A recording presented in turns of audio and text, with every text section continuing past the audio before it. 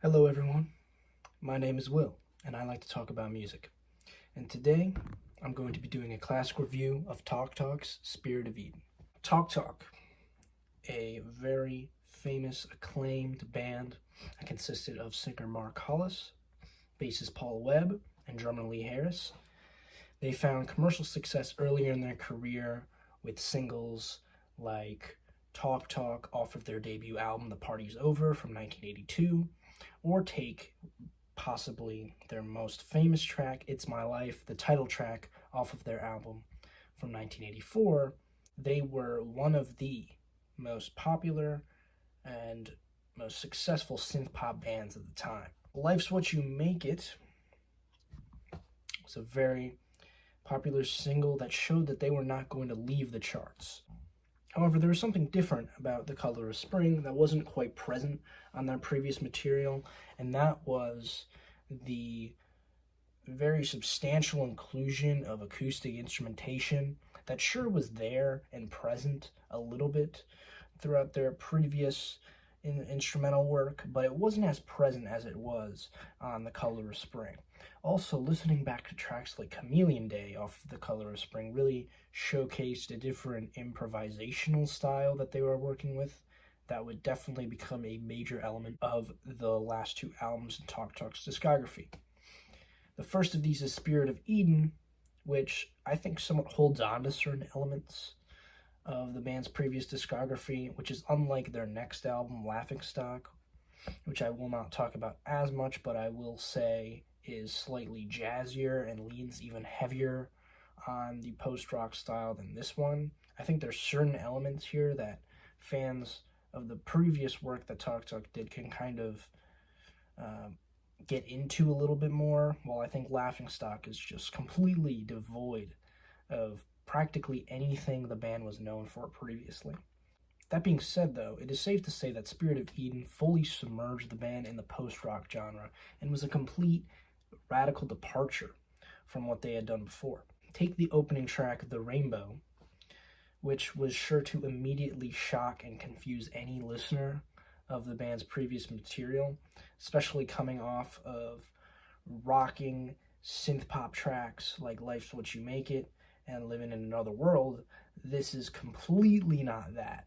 Tracks like that start off with a very direct instrumental, very catchy bass line, for example.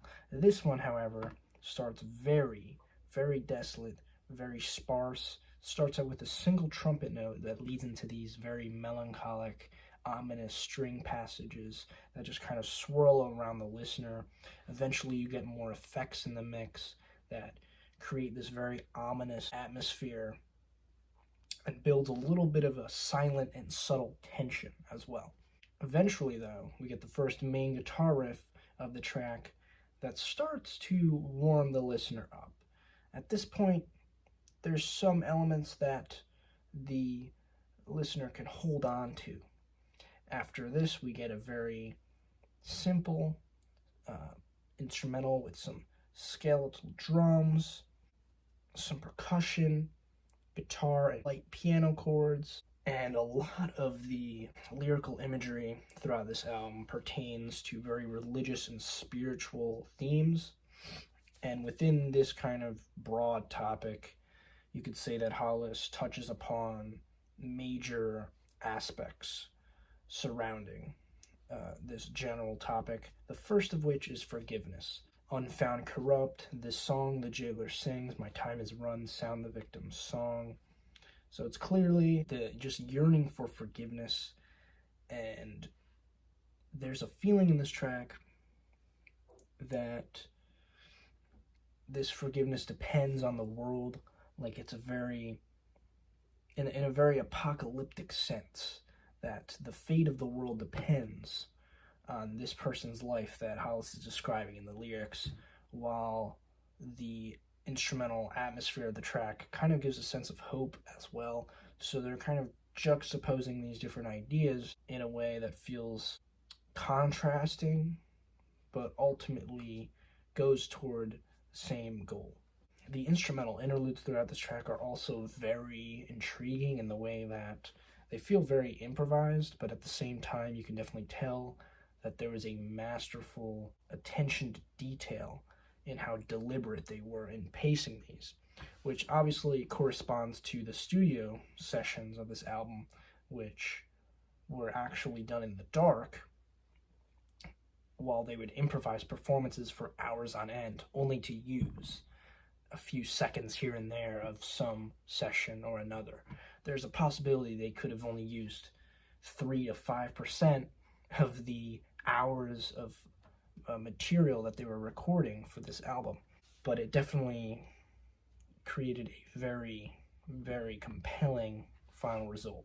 So the first side of this album continues on the track Eden, which has these instrumental swells that definitely foreshadowed a lot of post-rock cliches down the road.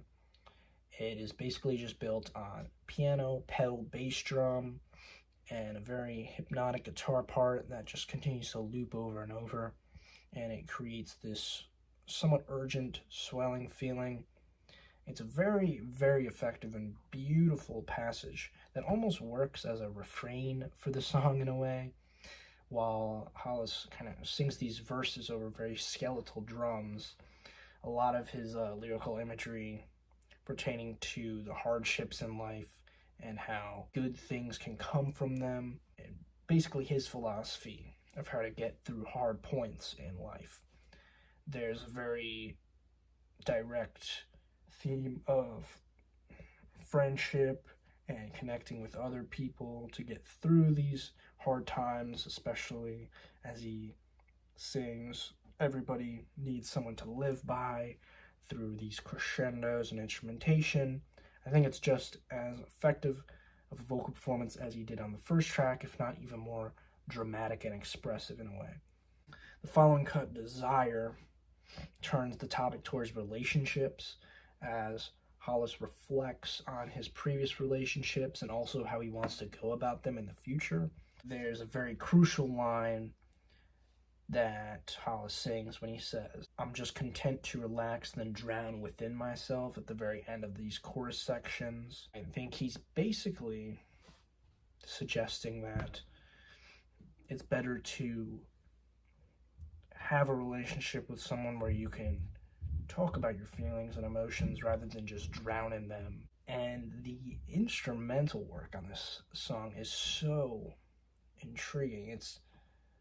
It very much suggests a consistent level of conflict throughout this song as the chorus sections completely explode. Lots of percussion, much more volume and intensity in the rock instrumentation, and Hollis is just singing these crazy hooks, one of his weirdest vocal tones on the album, but very, very captivating. It's intriguing to note that these passages are definitely the loudest in volume on the entire record by quite a significant margin. We get Inheritance, which is quite a jazzy number, if you want to call it that. It starts out with just light cymbal, and then it introduces these very beautifully played piano chords, very soft, nuanced, and then strings, organs, and these pizzicato bass help to really add a lot of momentum to the instrumental quite well. I think it's very effective. I think one of the most fascinating instrumental interludes is also present on this track, as these improvised, circling woodwind parts come into the mix.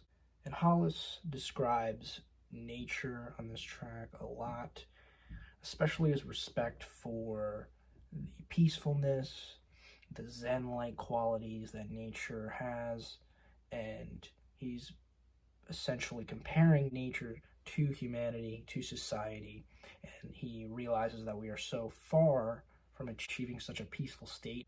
There's this melancholy in that fact and that he reflects upon throughout this cut very well.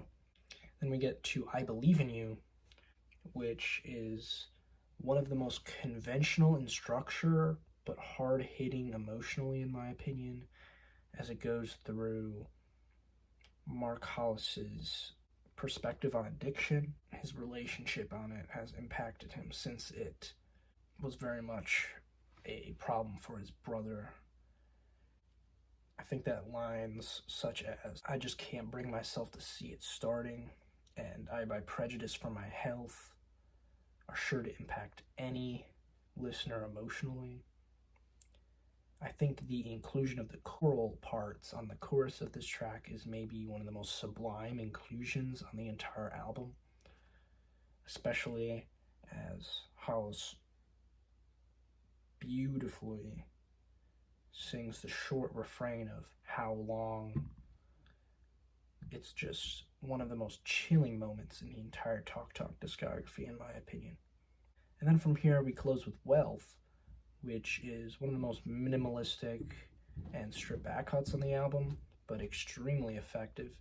It's mainly centered around Hollis, as he seems to be talking to God on this track, especially with these calls of "take my freedom" over this intensely spiritual instrumental led by organ.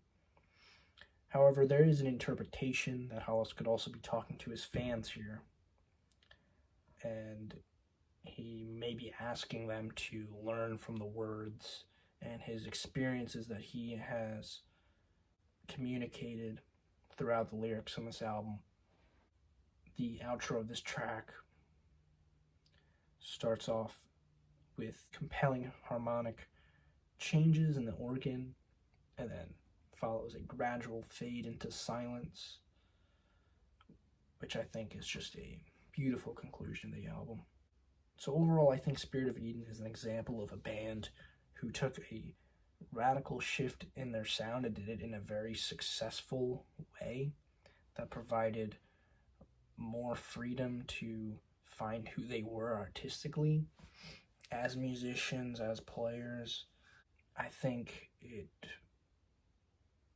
showcased a new sound that cast a shadow over many post-rock acts for the next decade who tried to attempt to copy some of the elements and sounds that were present on this album. But regardless of the influence, I think that this album is still a very unforgettable and potent musical statement with raw and emotional lyrics and just beautifully played instrumentation. And I think that it is one of the most profound statements in not only Talk Talk's catalog, not only in the post-rock catalog, but one of the most profound musical statements of all time. That's why I'm feeling a 10 on this album. But what do you think about this album? Do you love it? Let me know down below in the comments. And I will see you next time. Hope you're having a good day. Peace out.